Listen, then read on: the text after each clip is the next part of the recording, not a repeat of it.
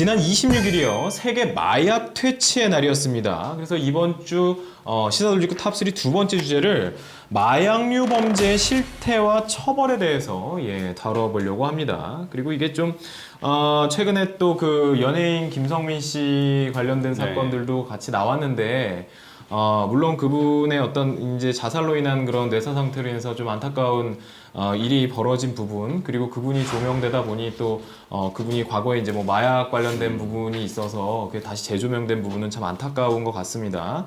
최근 들어보면은 굉장히 많이 사범들이 늘어난 것 같아요. 마약 사범들이. 조직폭력배가 주가 돼서 예. 이제 이게 밀반입을 한다든지 아니면 국내 모처에서 이거 제조를 해서 뭐 대량 유통시킨다. 이게 대부분이었습니다. 예전에는. 하지만 지금은 좀 많이 바뀌었는데 어떻게 바뀌었냐면 이게 유통 경로가 확장이 되면서 이제 국내에서 제조가 되는 게 아니고 해외에서 제조된 걸 이제 SNS나 이메일 여러 가지 통로를 통해서 우리나라로 들여오는 거죠. 이 유통 경로가 확대가 돼서 그렇고요.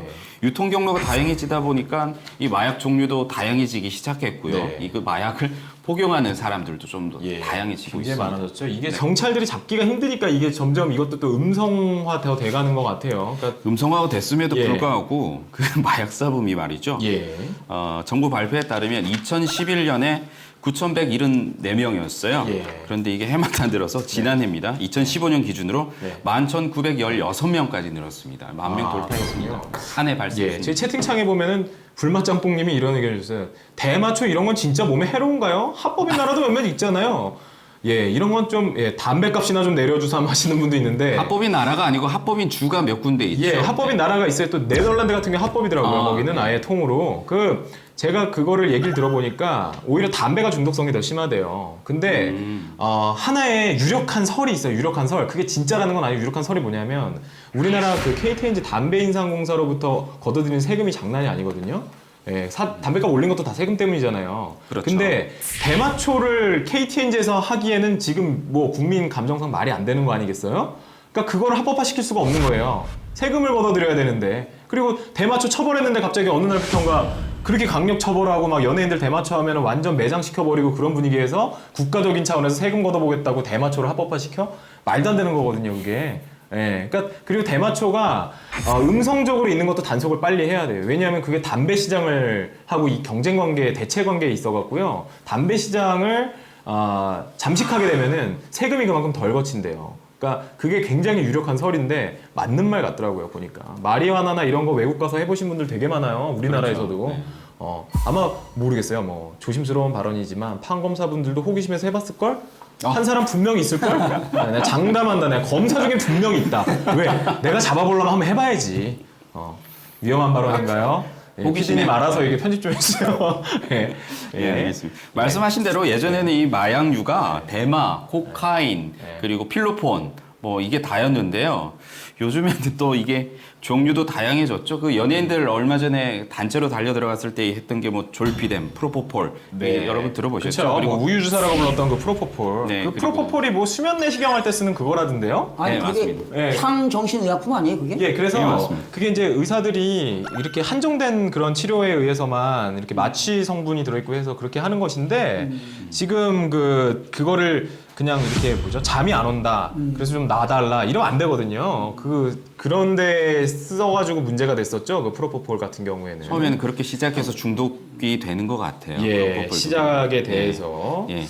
그리고 이 엑스터시 같은 것도 있는데요. 원래 엑스터시 이 유래도 보면 좀 재밌어요. 엑스터시가 어떻게 탄생을 했냐면요. 미국의 마약 단속국에서 자문위원으로 활동하던 양리학 박사가 있습니다. 알렉산더 셜킨이라는 분인데요. 분이라고 칭해야 될까요?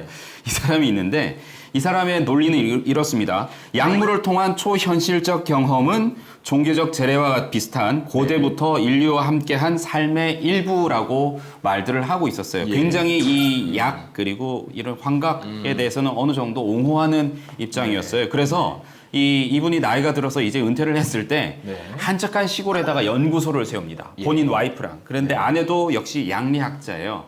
이 두 분이서 이제 마약의 화학 구조를 공부를 하고 의도적으로 변형을 시킨 거죠. 코카인이나 필로폰, 대마 이런 것들은 자연에서 나는 거잖아요. 대부분이. 그런데 이분들은 이제 화학 약품으로만 네. 이 환각제를 만들기 시작한 거죠. 그래서 환각 효과, 중독 효과가 지금에 있던 기존에 있던 것들보다 훨씬 더 강하죠. 이렇게 탄생한 것들이 디자이너 드럭이라고 불리는데요. 그 중에 가장 대표적인 상품이 엑스터시였다고 합니다. 그리고 이 엑스터시가 클럽에서 많이 유통이 됐잖아요. 한때 굉장히 뭐 홍대나 강남에 있는 클럽에서 엑스터시를 복용을 하고 뭐 부비부비를 하고 원나잇을 하고 별짓을 다 했다는 그게 얘기들이 이유가 있는데요. 있습니다. 엑스터시를 복용을 하면요. 일시적으로 기분이 들뜨면서 네. 이성에 대한 접촉에 대해서 굉장히 유해진대요.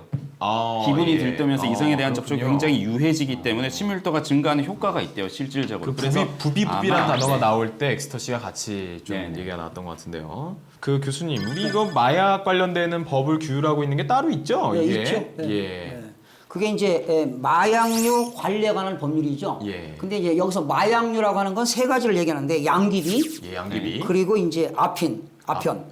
그리고 코카인, 코카인. 네, 그런 건데요. 이런 아, 그게 것들을 다르군요. 사용하거나 또 운반책 있잖아, 운반책. 네. 운반책을 하는 사람들은 또 이런 마약류 같은 것을 원료로 사용해가지고 예. 식물을 재배하는 사람들은 네. 이 법률에 의해서 5년 이하의 징역, 5천만 원 이하의 벌금을 차도록 돼 있고요. 또 상습적으로 연예인들 복용하잖아요. 예. 네. 구속됐다가 다시 나와가지고 또 복용해서 하죠. 네. 이렇게 상습적으로 하는 그런 사람들은 네. 가중처벌, 2분의 1 가중처벌을 하도록 돼 있죠. 상습범에 대해서는 가중처벌한다. 예. 이런 상황에서 지금 정부가 뭔가 대처하고 있는 것들이 있나요? 대처 방안이 있나요, 이게? 검경에서 움직이고 있기는 한데요. 예. 검경에서는 뭐 여러 가지 사건들을 이제 정리를 해서 네. 일단 뭐 우리나라에 들어오는 세관이나 이런 공항에다가 네. 이제 뭐 마약 전담 인력 그리고 탐지견 한 마리를 일조로 만들어서 예, 예. 상시 운영을 하겠다. 네. 네. 그리고 그렇게 하고 있고요. 그리고 경찰 같은 경우에는 우리나라에 외국인들이 많이 거주하는 지역에다가 네. 이제 수시로 이제 그 마약 복용을 예. 검사할 수 있는 소변 키트를 이제 상시 네. 배치를 해서 네. 이제 조금 더 철저하게 단속을 하겠다라는 입장이죠. 네네네네. 지금은. 이게 그 마약 사건은요, 그 검찰 실무나 이제 거기서 좀 얘기를 들어보면요, 마약 사범은 일단 구속부터 시켜야 된다라는 얘기를 해요. 원래는 불구속 수사가 원칙임에도 원칙이죠. 불구하고 마약의 경우에는 중독성이 대단히 강하고 또 혼자서 하지 않는데요, 잘. 그게 크죠. 예, 혼자서 안 모여서 합니다. 같이 한다는 거죠. 네. 그러니까 계속 하는 사람들이 딴 사람까지 불러들여가지고 마약을 중독시키기도 하고 이런 문제가 발생을 해요. 그리고 사건 중에는 그런 경우가 있었대요. 자기 여자친구한테 뭐 체음제야 내지는 뭐 다른 거야라고 해서 먹여놓고 나중에 알고 보면 마약인 거예요. 마약을 중독시켜가지고 뭐 하는 그런 나쁜 인간들도 있고 그래서 구속을 시켜서 수사를 하는 게 이제 원칙이고 그리고 또 지금도 아까 말씀드렸듯이 마약을 가지고 들어오는 방법이라든지 이런 게 굉장히 지능화되다 보니까 검찰이나 경찰에서는 이거를 적발하는 게 정말 만만치가 않아요. 그래서 마약 전담반이 따로 구성이 되어 있고 그분들이 상당한 성과를 내고 계심에도 불구하고 이게 음성적으로 이루어지고 있다 보니 이게 굉장히 어렵죠. 뭐 자기 집에서 몰래 구한 거를 복용을 하고 그냥 그러고 있다가 잠들었는데 그걸 어떻게 밝히겠어요, 사실은. 경찰청에서도 마약 사범들 발견하면은 예. 승진합니다.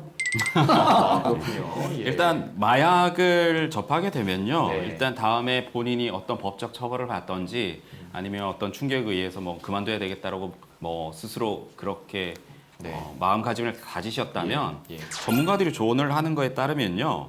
마약을 끊는 게 아니라 마약을 소지하고 있는 마약과 가까운 사람들의 관계를 끊으라고 조언을 하더라고요. 네, 그런 그렇죠. 사람들 관계를 끊어야 네. 더 이상 마약이랑 접할 기회가 줄어든다고 네. 하더라고요. 네. 본인이 아무리 의지가 강해도 예.